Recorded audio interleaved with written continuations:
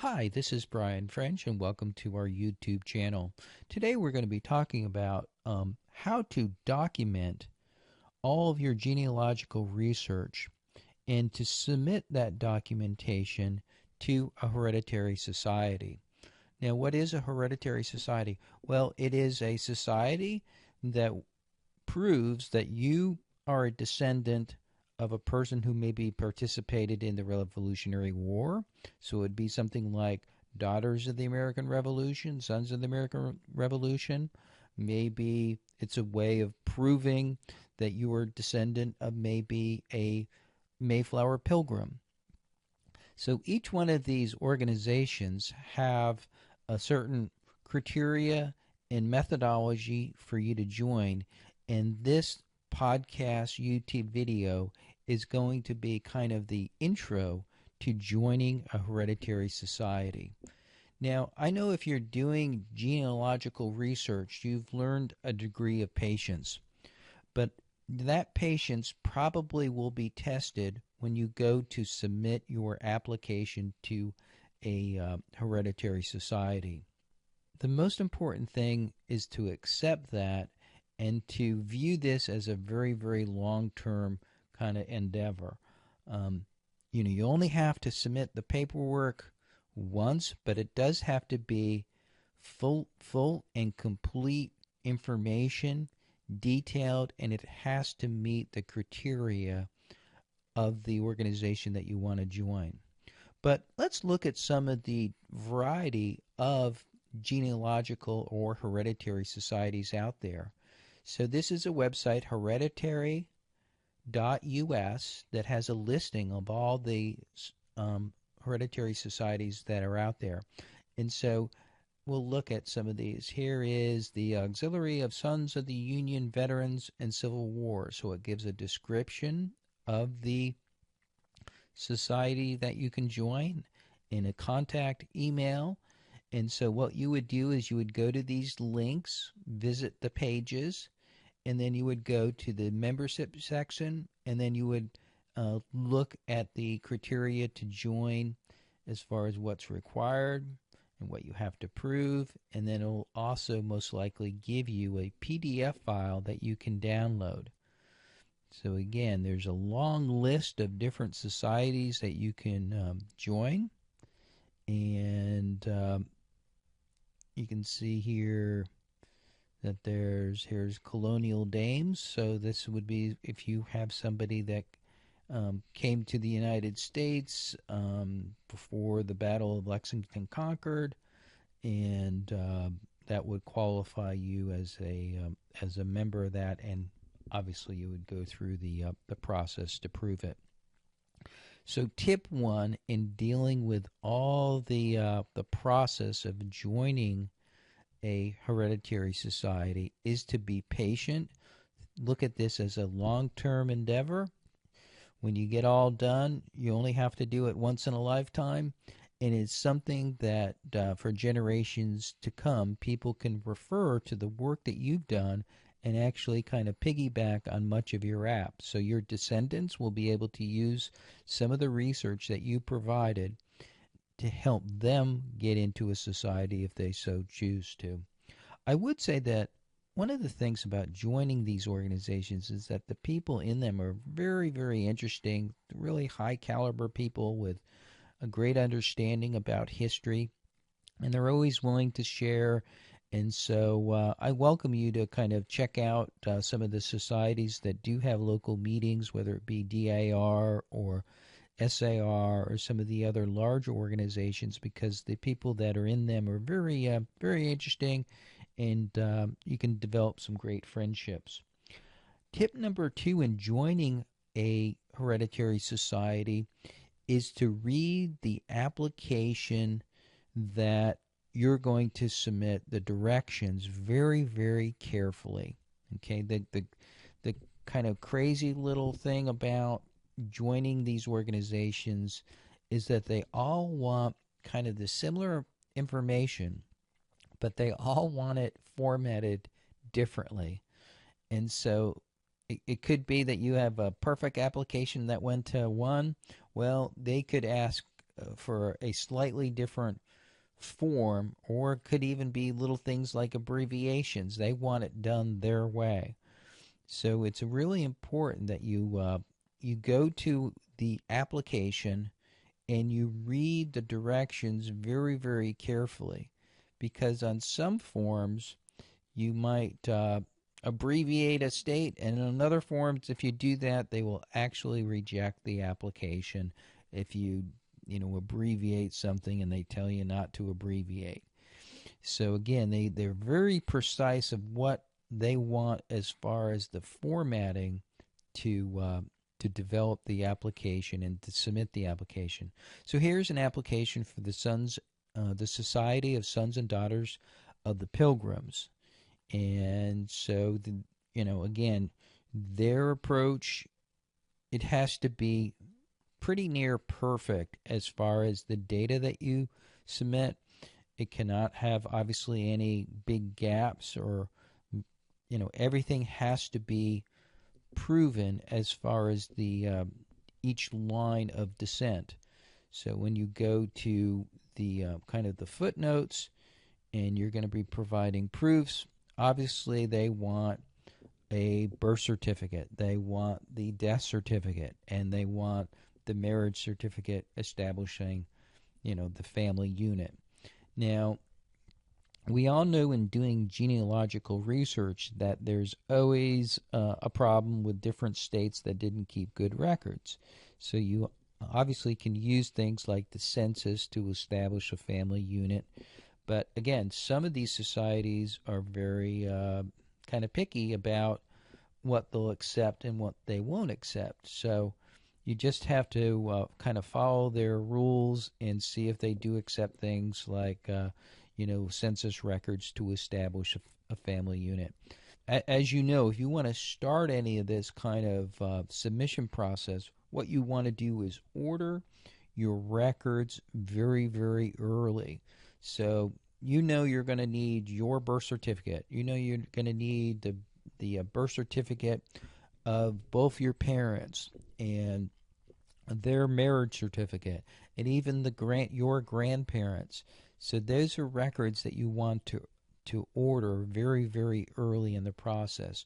So that is my third recommendation, which is to order all paper documents as soon as possible. And so this could be that maybe you're looking to get a birth certificate in a small town in Massachusetts, and that record is held in the county clerk office. So obviously that's going to be a paper transaction. You're going to send a letter, follow their directions, probably send them some money, but you want to request as many records as possible early in the process, so that doesn't hold you up. That's likely to take weeks to get different documents back. So that's tip number 3, which is submit your document requests as soon as possible.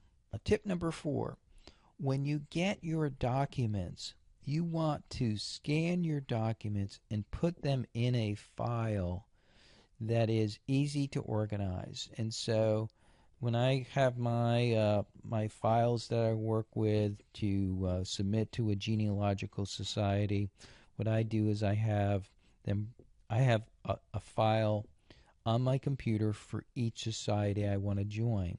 So let's say that if I wanted to do work on a Mayflower app, I would take a master file for Mayflower records, and then I would create subfiles in that folder for each generation.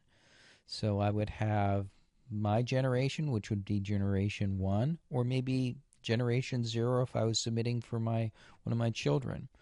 And then I would put in each one of these files the certain records and information that I know was going to be requested.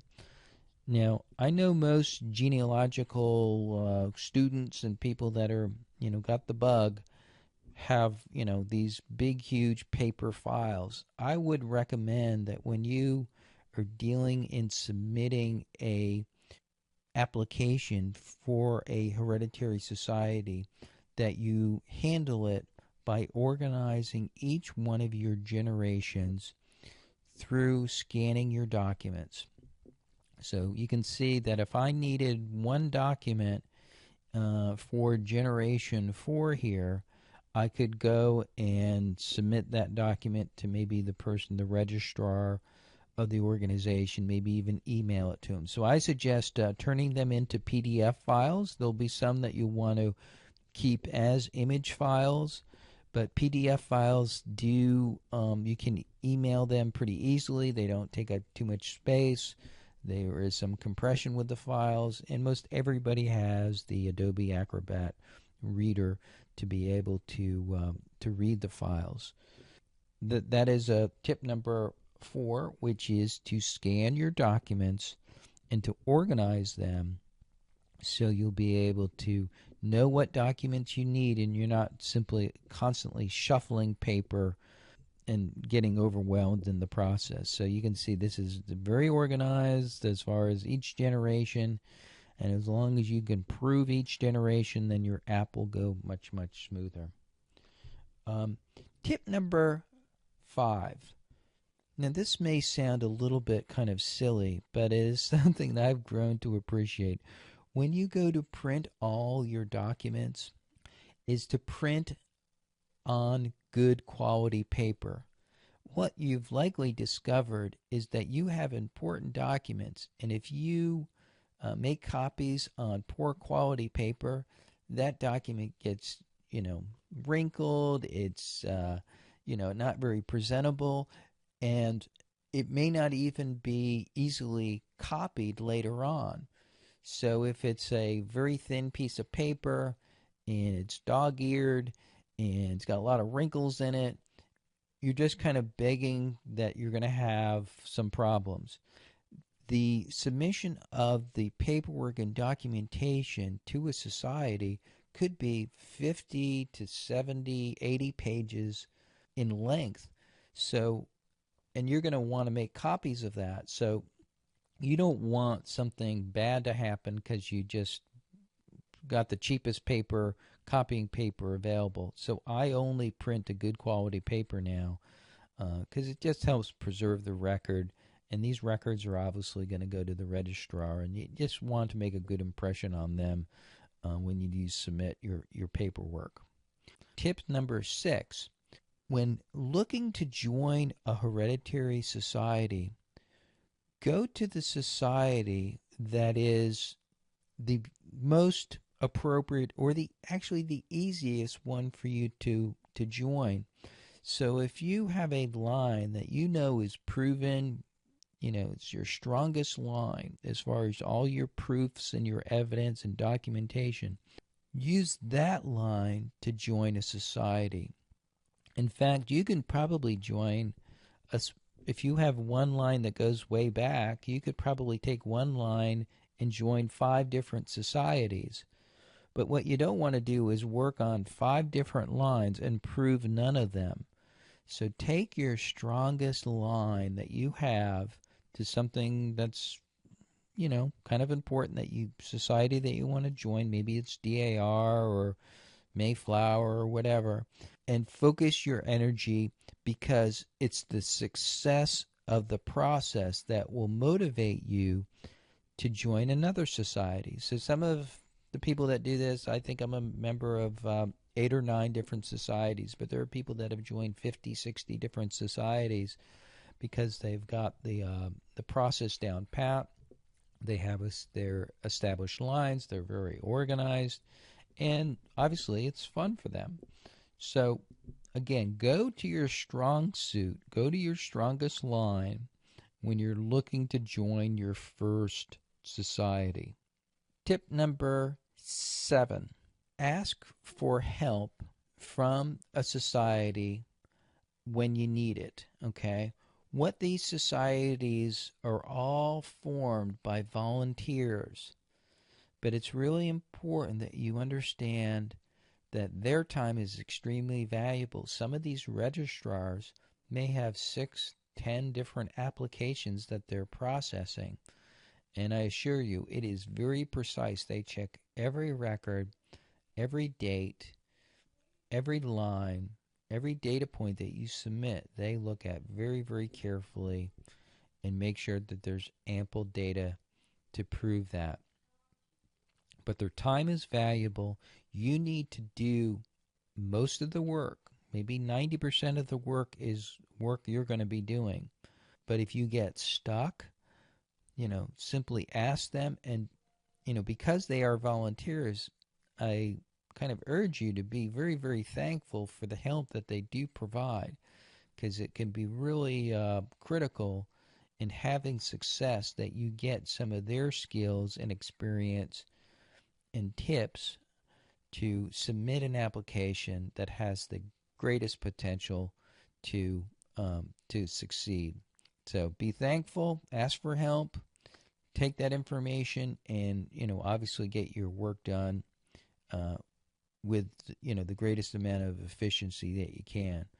So obviously you're going to keep and transpose your data and records to files like Word here. Could be a Word or a PDF file that is editable. Now, when you go to submit your application and all of your proofs, you want to make copies of anything that you send to the society. So what I do is I'll actually go to a copying shop or a store, and I'll leave them, my big thick proofs in my application, and I basically say, make 2 copies and call me when you're done. And it's usually maybe an hour later they'll have them all done. But I'll also give to them my good quality paper, because I don't want copies on cheapo paper, because that's not going to work well in the future. And I'll just have them, you don't want to make, huge amount of copies on something that is a machine from home. You're going to burn up all your ink, and you're going to get very frustrated. You're probably going to have collation issues, and it's simply a nightmare to try to do a massive amount of copying on a home printer or copying machine. So take it to a print shop. My guy, I think he charges 5 cents a copy. It's so, it's such a modest amount of money for something that can just take a headache away from you. So that is one of my tips. Now, when you submit your application, again, you're going to have to be patient, because you're not the only applicant to want to join. Most of these societies, they will have a state registrar, which will be the first line of review. So if you want to join the Daughters of the American Revolution, it'll go to a state regent and registrar that will review the paperwork, and they could kick it back then and ask for more information, or they could ask for a change in the format. Usually when you do get approval from a state authority in a society, it usually goes pretty smooth as far as the national acceptance, because the state people know what's going to pass muster and what's not going to. But again, it could take anywhere from 2 months to, I've waited as long as 6 months or so before I've heard on the status of an application. So again, it's all based upon the backload of files that they have and how many people are applying. So again, be patient, think long term, and you can't lose your cool with this situation. It's entirely different than a drive-through fast food. You can't bark at anybody because it's been 2 months and they haven't gotten to your app. Again, they're all volunteers. Tip number 8 is to get creative, and when you get your application back, it is most likely going to be annotated with, so they'll put like little check marks by all the different data that you submit.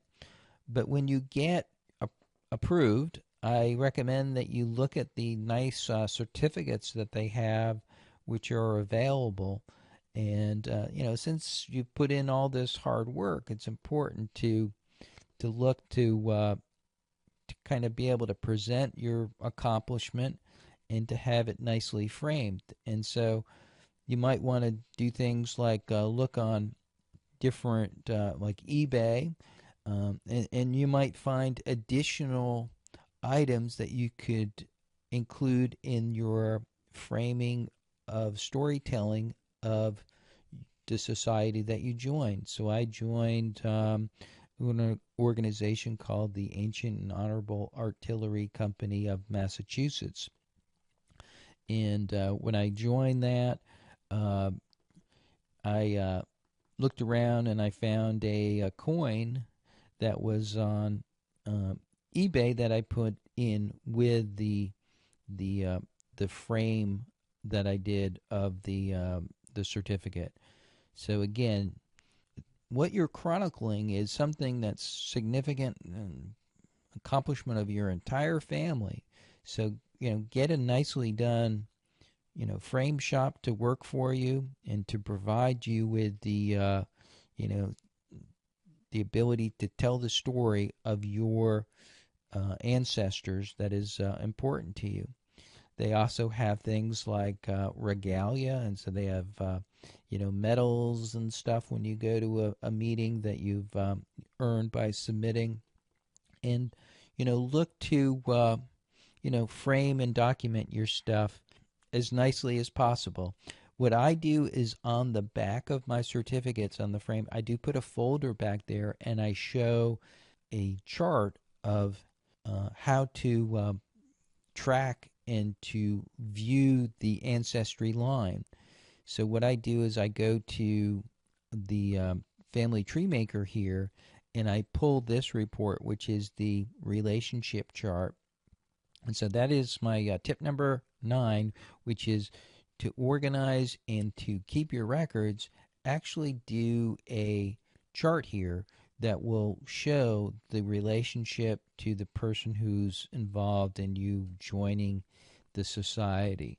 So what I do is I will print out this relationship chart and put it in the back of the framed work. And so let's say 50, 100 years from now, somebody could find this and say, well, I can see exactly how I'm related to this person. It will also help them if they wanted to join the society. So they could actually take the data that you provided on the back of the framed certificate and use that as a way to do their research. So again, and looking at the big picture, you want to kind of celebrate your accomplishment of joining a society. A lot went into it as far as your forefathers to give you the privilege to join important societies like the Mayflower Society and Sons and Daughters of the American Revolution. So they did the hard work. All we have to do is do the documentation, be patient, and then share it with other people. And the cool thing is once you get the knack of filling out the paperwork, understanding what they want, and then having kind of that organized process of your documents, it could go faster and faster. So I suggest that you, again, take your strongest line, find a society by going to the hereditary.us website here, and to look at the different organizations that you can join and the ones that would be kind of rewarding for you to join. So they have kind of neat bling here that you could wear when you attend a meeting, and it's just an important part of the legacy that you can leave behind for your descendants for years to come. This is Brian French, and thank you for listening to our YouTube video and tutorial on top 10 tips in joining a genealogical or hereditary society.